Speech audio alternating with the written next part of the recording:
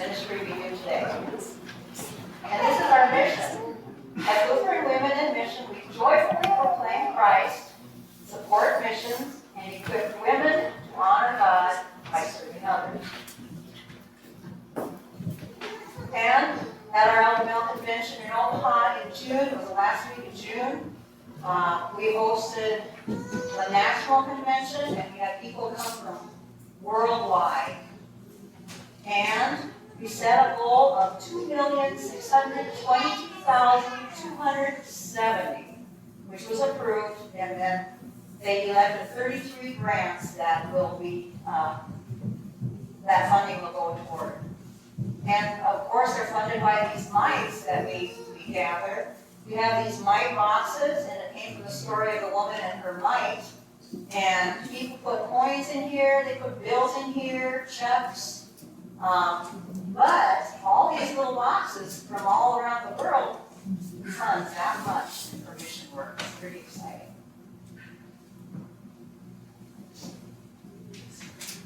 Okay, this is some of the things that these mission grants are used for. I know last year or 2 years ago I shared a bunch of things around the world, but they're used here in our country, but also around the world. They are used to help orphans and displaced persons in other countries. They help provide braille and large print materials for the blind and sight impaired. So if you know anybody sight impaired or blind, you contact us and we can get materials for them. Bible studies, Bibles, different things like that. In fact, at our convention, some people help assemble those things.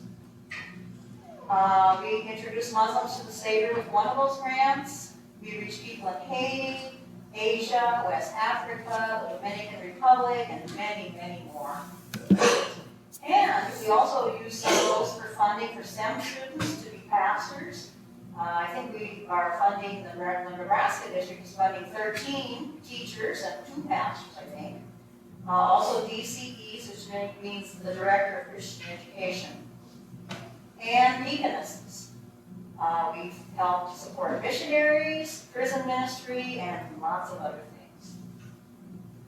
This is a banner that we had in Omaha, and these are the people from Grace that attended. I did, Marlene Luby, and Jan Meredith, Cheryl Shamrock, Chris Stelling, and Pastor Emery. And if you wanted to lessen your fee for registration, you could volunteer a lot of hours. As you can imagine, hosting a national convention takes many, many, many hours and lots of work. And we started years before this happened. And people all across Nebraska helped, and even people who weren't from Nebraska helped us host that. Pastor volunteered, Pastor, you did the golf fundraiser before the convention started, right? And Jan, you want to tell them what you did? I helped in the young room. That was taking charge of finances that came in, and people were so generous. And we received cash, checks, and even gift cards. Okay, and you volunteered how many hours? 8 hours doing that? 8 hours doing that. We took 3 offerings at the convention.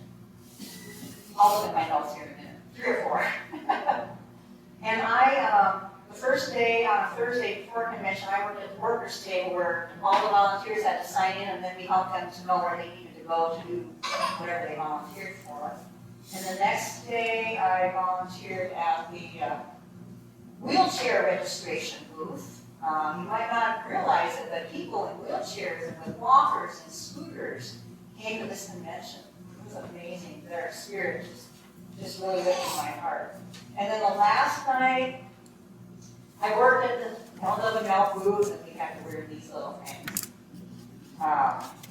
which I loved. I used to work at Concordia Publishing House and pastors at seminary, and it brought back all those memories. So that's what I did. And then the last day, we had what we called a parade of flags from all the nations that LWML sponsors grants to. I think they said there were 77, didn't they, ladies? 77 flags.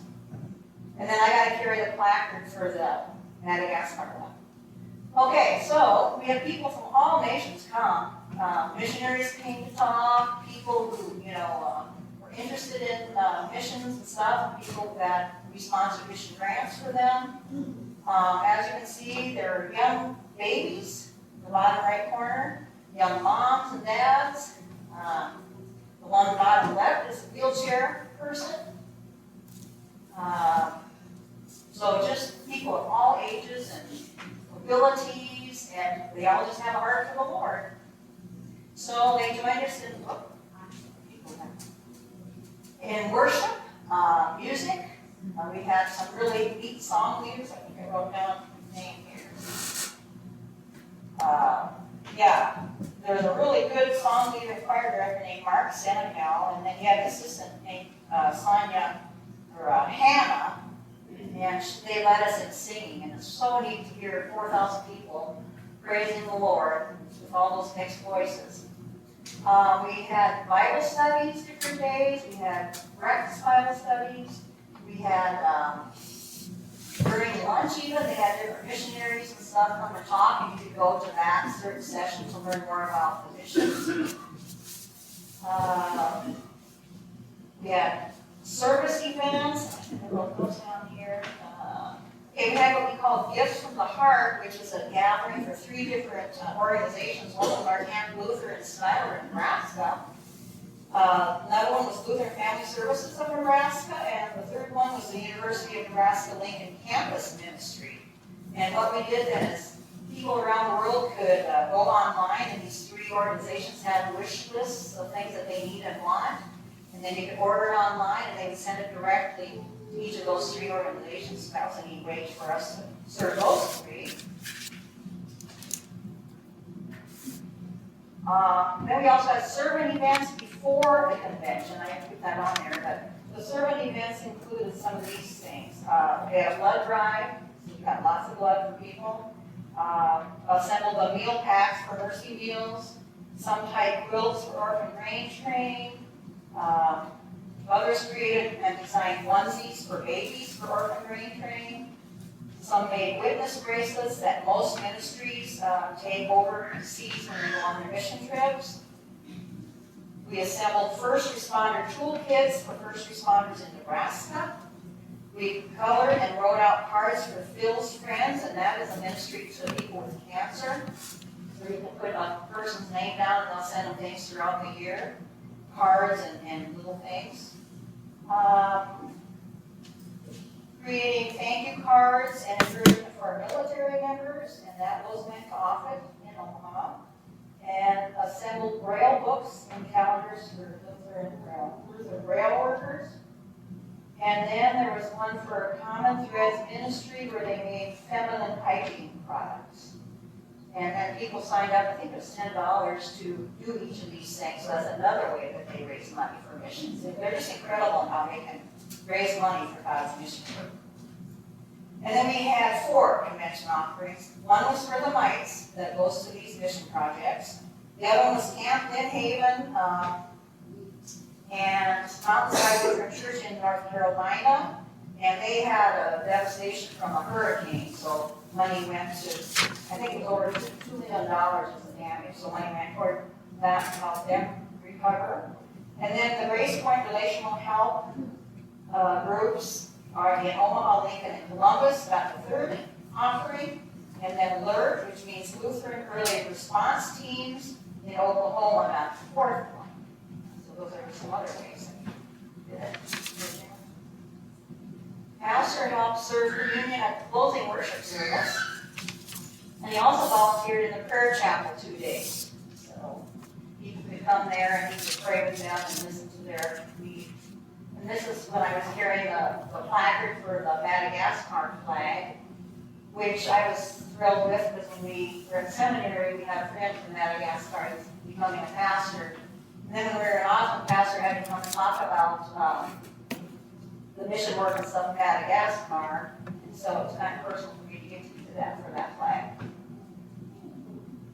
Then we had lots and lots of speakers and Bible study leaders. Chris Whitby, he's just a little guy, but boy is he on fire.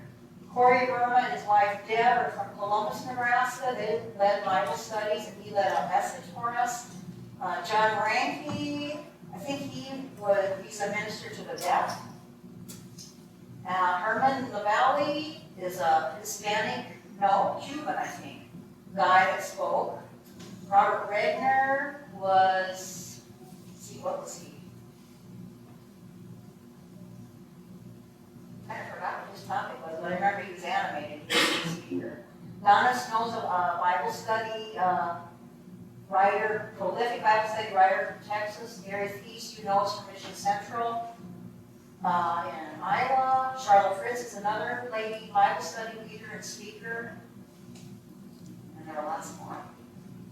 And as I told you, look at all those wheelchairs. I thought that was impressive.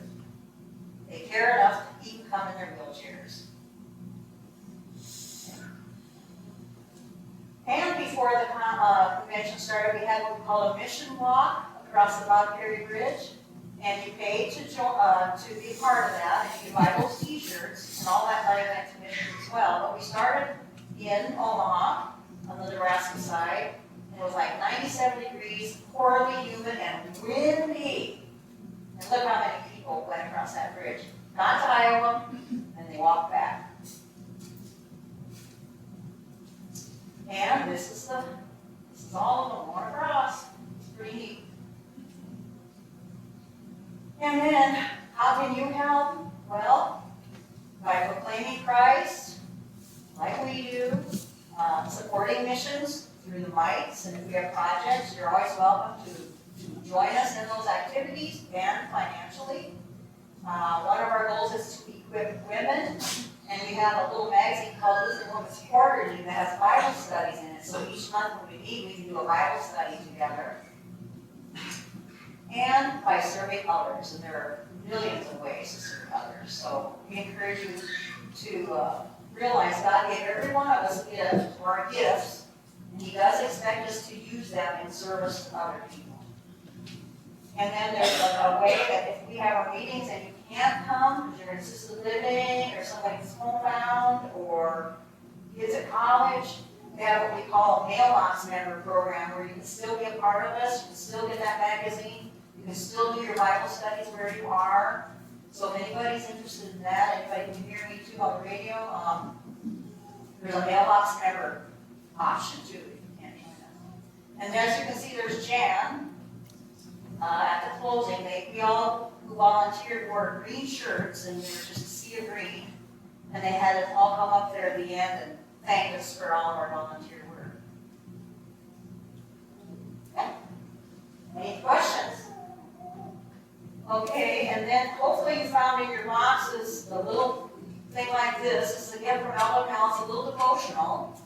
And here are some ideas that we'd like you to use it for. You can put them with a tip.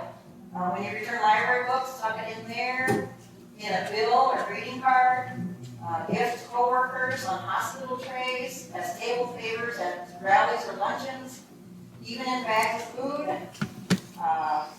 kids' lunches or your spouse's lunch, your own even. Church library books, gifts to nursing home, in public restrooms, you can leave them anywhere. So our hope is that you use it and then you pass it on. And we have these little mite boxes at the back if you'd like to take one home. We have kids, if you want a kids' box, kids, and we have adults. You can take whatever kind of box you want if you're interested to join us in our mission. And I have one kids one here, and I was wondering if there's any girl who would like to have this box to put some coins in. Come on up, Lily. While she's coming up here, you also had this little insert in the bulletin that you can take a look at. And since you were ready to come up, I'm also giving you a bracelet that's purple for LWML with a cross on it. Thank you, Lily. Thank you for letting us share our mission. One of the Bible study leaders who did a great job was Christina Herger, who lives in Texas. Her husband has Nebraska roots. Christina will be here in March at our church to lead us through a women's retreat, a single day, Saturday retreat on the topic of Mary and Martha. So just keep your eyes out for that, ladies in the congregation. We're going to try and pamper you that day and present a wonderful message Bible study for Christine. I would say that it's always a joy to be in the midst of the LWML ladies. They are just so encouraging and uplifting, so I was happy to be able to be a part of that. But I will say the only downfall of attending the Lutheran Women's Missionary League is if you're a guy, you have trouble finding the bathroom. So, yeah, so they take over. I wish you guys peace.